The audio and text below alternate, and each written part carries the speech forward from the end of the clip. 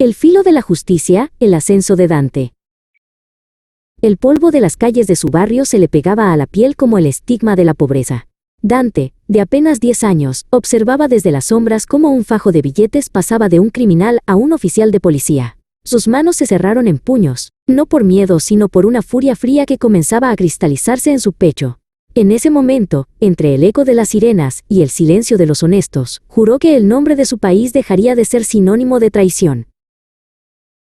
A los 18 años, frente a las imponentes puertas de piedra del heroico colegio militar, Dante no llevaba más que una mochila desgastada y una voluntad de acero.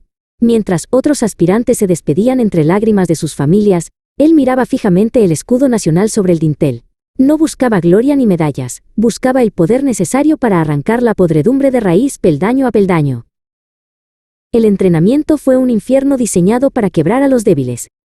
Bajo el sol abrasador del desierto, Dante arrastraba su cuerpo por el lodo y los alambres de púas, ignorando el dolor de sus músculos y los gritos de los instructores. Cada gota de sudor era un pago por su futuro. No solo quería ser un soldado, quería ser el arma que la justicia necesitaba para cortar los lazos de la corrupción. Su disciplina no pasó desapercibida. El general Mendoza, un veterano de 1000 batallas y mirada inescrutable, lo llamó a su oficina. Frente a un mapa estratégico del país manchado por zonas de conflicto, Mendoza vio en los ojos de Dante algo que no había visto en décadas, un idealismo peligroso. El ejército puede ser un escudo o una espada, dijo el general. Dante respondió sin dudar, yo seré el fuego que lo purifique todo. En su primera misión operativa como teniente, Dante se enfrentó a la realidad cruda de la frontera. Junto a su compañero más cercano, Mateo, descubrieron un cargamento ilegal que implicaba a políticos locales. Mateo sugirió informar por los canales regulares, pero Dante vio en sus ojos la misma desilusión que él sentía. Ambos comprendieron que el enemigo no solo estaba fuera de los cuarteles, sino también dentro de los palacios de gobierno. Los años pasaron y Dante ascendió como un meteoro. Como coronel, lideró operaciones de élite que desmantelaron redes criminales enteras, ganándose la reputación de ser incorruptible. No aceptaba sobornos, no perdonaba traiciones. Sus subordinados lo llamaban el filo, porque su paso por las instituciones siempre dejaba un rastro de orden y limpieza. Su figura empezaba a ser un susurro de esperanza para el pueblo y un rugido de terror para los corruptos. Una noche, Mateo entró en su despacho con pruebas definitivas.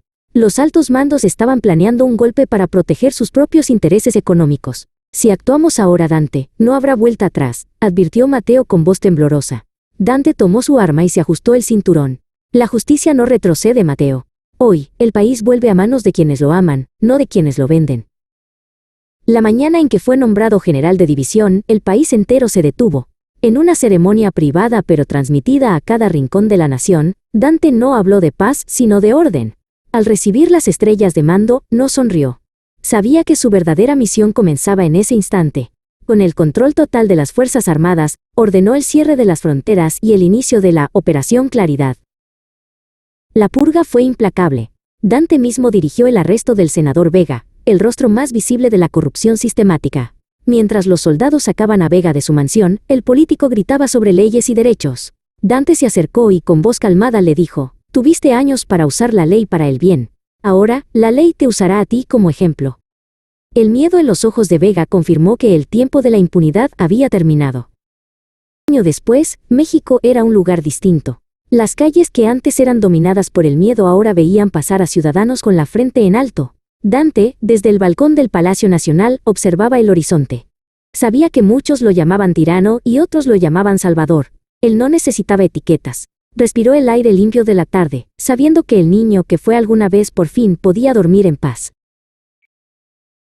El despacho del general Dante, en lo más alto de la Ciudad de México, era un santuario de silencio y acero. Tras un año de purga, el país respiraba, pero el general sabía que la paz era un cristal frágil. Citlali, su jefa de inteligencia y una prodigio de la estrategia, entró sin llamar. En sus manos sostenía una tableta con informes de movimientos sospechosos en las sombras de las viejas estructuras de poder que Dante creía haber demolido.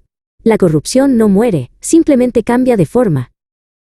Los remanentes se están agrupando, general, advirtió Citlali mientras proyectaba un mapa de calor sobre la mesa. No eran simples criminales, eran exmilitares y políticos caídos en desgracia que se hacían llamar la sombra. Dante observó los puntos rojos que parpadeaban en las zonas industriales. Sus ojos, ahora más cansados pero igual de afilados, buscaron el patrón. Entendió que la purga había dejado un vacío que alguien muy inteligente estaba intentando llenar. Para entender el pulso de la nación, Dante decidió bajar a las calles sin escolta ostentosa. En una plaza recuperada, se encontró con Santiago, un periodista valiente que había documentado tanto los crímenes del pasado como los excesos del presente régimen militar. Santiago no bajó la mirada ante el general. Para él, Dante era una medicina necesaria, pero amarga. ¿Cuánto orden es suficiente, general, antes de que se convierta en una jaula?, preguntó el periodista mientras sostenía su cámara. La conversación fue interrumpida por un estruendo ensordecedor. A pocos metros, un vehículo oficial estalló en llamas. Dante reaccionó por puro instinto, derribando a Santiago para protegerlo de la onda expansiva. Entre el humo y los gritos, Dante vio a una figura encapuchada observándolo desde una azotea. No era un ataque al azar, era un mensaje directo para él. La paz que tanto le había costado construir empezaba a sangrar por las costuras. De vuelta en el cuartel, Dante no mostró miedo, sino una resolución gélida.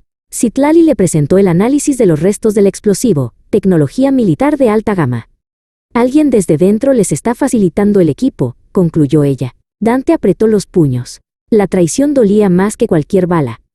Sabía que para mantener la paz, tendría que volver a ser el verdugo, incluso si eso significaba cazar a aquellos que una vez llamaron sus hermanos de armas. Las investigaciones llevaron a Dante a un antiguo complejo de búnkeres en las afueras. Allí, capturó a un joven rebelde que apenas llegaba a los 20 años. En la sala de interrogatorios, el chico no mostró arrepentimiento. «Tú no nos salvaste, Dante.